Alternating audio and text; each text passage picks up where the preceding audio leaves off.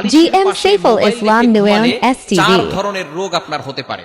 এটা আমি যখন ইন্ডিয়া গিয়েছিলাম তখন এক ডক্টরের সাথে কথা হয়েছে, তিনি আমাকে বলেছে বিভিন্ন ধরনের সমস্যা হয়, তবে এই চারটি খুবই ইম্পর্টেন্ট। বিশেষ করে আমরা আমাদের সমাজে, আমাদের সোসাইটিতে ম্যাক্সিমাম মানুষ আমরা আমাদের ফোনগুলো রাতের বেলা যখন ঘুমাই তখন আমরা বালিশের নিচে রেখেই তারপরে ঘুমিয়ে যাই। এরকম হয় কি হয় না? বিশেষ করে ম্যাক্সিমাম ইয়াং পিপল যারা আছি তারা আমরা মোবাইল এসে আমাদের যুব সমাজকে একেবারে ধ্বংসের দ্বার প্রান্তে নিয়ে গেছে।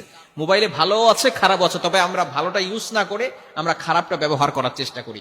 বিশেষ করে বালিশের পাশেই আমরা মোবাইল রেখে তারপরে ঘুমিয়ে যাই। আবার কিছু কিছু মানুষের ঘরে এমন ভাবে সেটিং করা আছে, একেবারে ঘরের পাশে খাটের পাশেই তার চার্জারের জন্য ব্যবস্থা করা আছে। মোবাইল চার্জে দিয়ে সেখানেই বালিশের পাশে মোবাইল রেখে চার্জে দিয়ে সে সেখানে ঘুমিয়ে পড়তেছে, যার কারণে বিভিন্ন ধরনের রোগ হওয়ার সম্ভাবনা আছে। নাম্বার ওয়ান, এক নাম্বার হচ্ছে হৃদরোগ হওয়ার সম্ভাবনা আছে।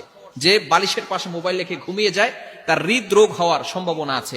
এবং দ্বিতীয় নাম্বার হচ্ছে মাথা ব্যথা হয়। অনেক সময় আমরা বুঝি না কেন যেন মাথা ব্যথা হচ্ছে, ঘুম থেকে ওঠার পরে মাথা ব্যথা করতেছে। মাথা ব্যথা হওয়ার অন্যতম একটি কারণ হচ্ছে এই বালিশের নিচে মোবাইল রেখে দেওয়া। এবং তৃতীয় নাম্বার হচ্ছে ব্রেন ক্যান্সার হওয়ার সম্ভাবনা আছে। মানুষের ইন্টেলেকচুয়াল পাওয়ার, মেধা শক্তি দুর্বল হয়ে যায়। শুধু তাই নয়, ব্রেন ক্যান্সার হওয়ার একটা প্রবল সম্ভাবনা তার হয়ে যায় যদি বালিশের নিচে মোবাইল রেখে ঘুমায়।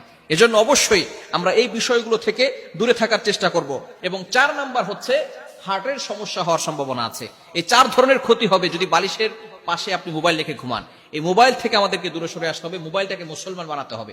আমরা মোবাইলের ভিতরে শুধু অশ্লীল ভিডিও দেখি, যারা ফেসবুক ইউজ করি মোবাইলের ভিতরে শুধু বাজে ভিডিও, বাজে লিঙ্ক, এটা আমরা বন্ধুদের সাথে শেয়ার করে থাকি। খবরদার এটা করবেন না। একদিন আপনি থাকবেন না, কিন্তু আপনার ফেসবুক ঠিকই থাকবে। ফেসবুকে আপনি যে মিথ্যা পোস্ট করেছিলেন সেটা ঠিকই থাকবে। একদিন আপনি থাকবেন না, আপনার ছবিগুলো থাকবে। আপনি যে অশ্লীল ভিডিও শেয়ার করেছেন সেটা থাকবে। আপনি গ্রুপে অশ্লীল ভিডিও দিয়েছেন সেটা ফেসবুকে থেকে যাবে। আপনি একদিন থাকবেন না।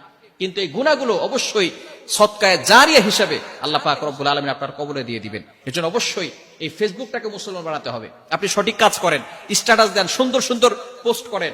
আপনি ফেসবুকের মাধ্যমে আপনি ইসলাম প্রচার করতে পারেন। আপনি হাদিসের কিতাব পড়েন, বিভিন্ন ধরনের হাদিসের কিতাব আপনার বই ঘরের ভিতরে রাখেন, হাদিসের কিতাব পড়েন। আপনি সুন্দর সুন্দর হাদিস আপনি স্ট্যাটাস দেন।